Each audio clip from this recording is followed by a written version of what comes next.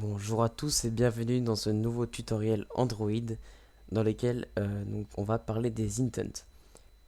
Alors, premièrement, on peut se demander à quoi servent les intents. En fait, les intents sont très importants puisqu'ils servent à un peu naviguer entre les activités. Donc c'est pas exactement le mot exact, mais ça sert de passer d'une activité à une autre. Donc il est possible simplement de passer à une activité sans rien faire. Donc c'est la première chose que l'on va voir dans cette vidéo. Il est possible de rajouter les informations que l'on va passer à la prochaine activité, ou il est possible de lancer une activité et à partir de celle-là d'obtenir des informations. Voilà. Par exemple, on va lancer une activité qui va être un formulaire de connexion et on va récupérer de cette activité euh, une valeur booléenne qui nous dit si l'utilisateur est connecté ou pas. Et donc on va tout de suite commencer par le premier cas. Alors pour ce premier cas, je vais tout simplement créer une autre activité, donc une activité vide que je vais appeler par exemple intent activity 1, comme ceci. Donc là ça charge. Et dans notre main activity, on va pouvoir commencer le code. Donc ce que je vais faire, c'est que je vais créer un bouton. Donc vraiment c'est tout bête, hein. Là je vais aller très vite. Je vais vraiment lui mettre un texte. Je vais juste lui mettre Go pour passer à l'autre activité. Et comme ID, je vais mettre Go BTN. J'aurais pu mettre salut, enfin n'importe quoi. Là vraiment, on perd pas du tout de temps à créer ce bouton, c'est rapide. Je vais juste changer le layout en mettant relative layout. Je vais rapidement centrer le bouton, même si c'est quand même pas très important.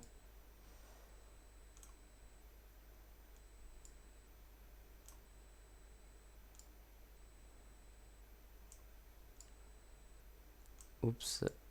Et on l'attache en haut. Et donc on a notre bouton, voilà, il est à peu près centré.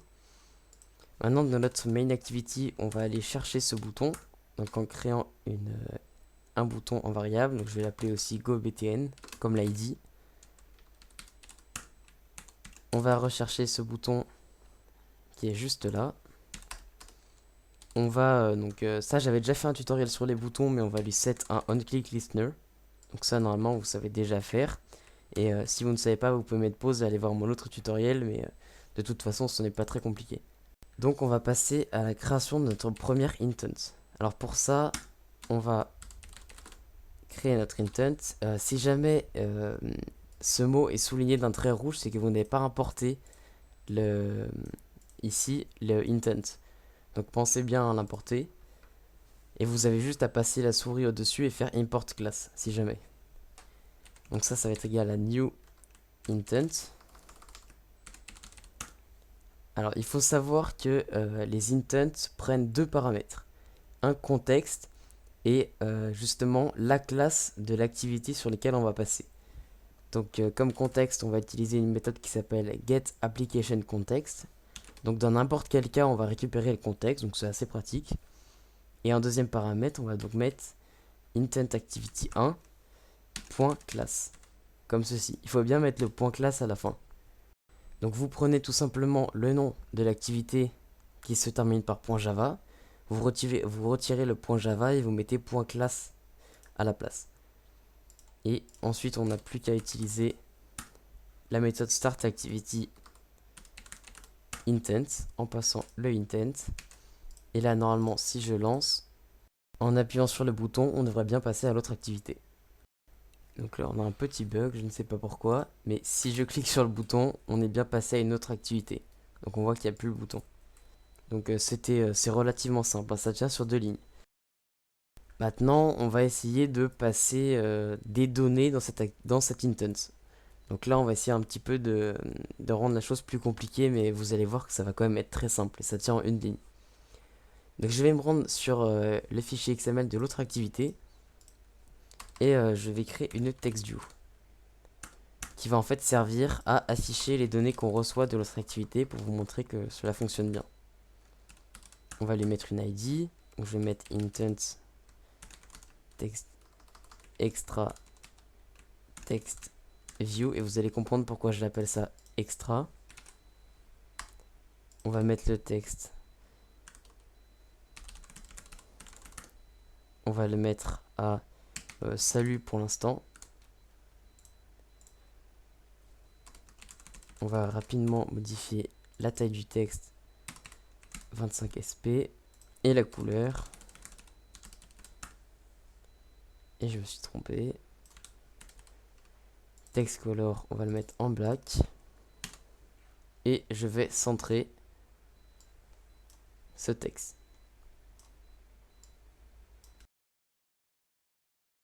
Première chose que l'on va faire, c'est créer une variable qui va contenir notre text view. Donc pour faire ça, donc on va l'appeler text view. Il y a le find view by id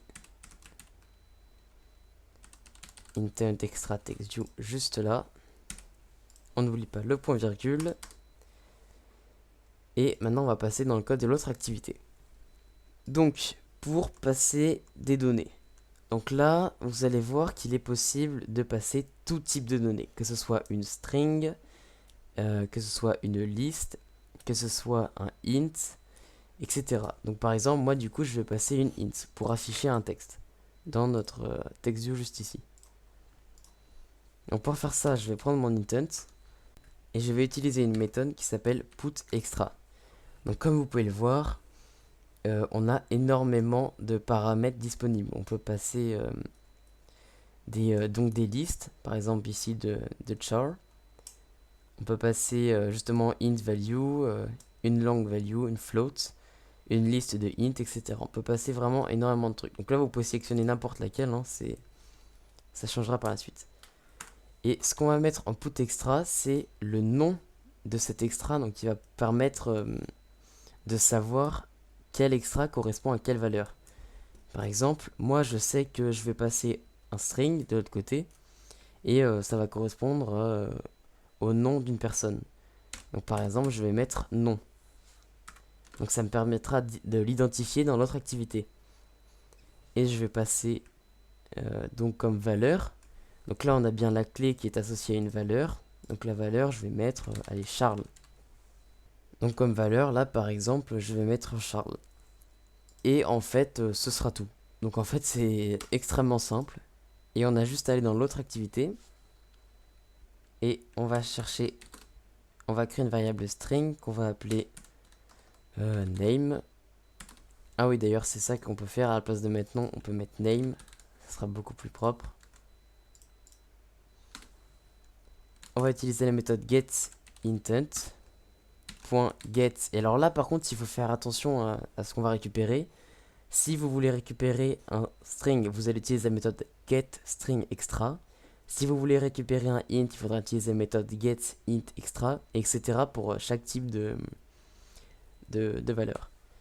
Donc moi, je vais bien utiliser cette méthode. Et là, on va passer en paramètre le nom. Donc il faut que ça soit exactement le même que juste ici. Donc vous pouvez le copier-coller pour être sûr. Et là, on a bien récupéré le nom.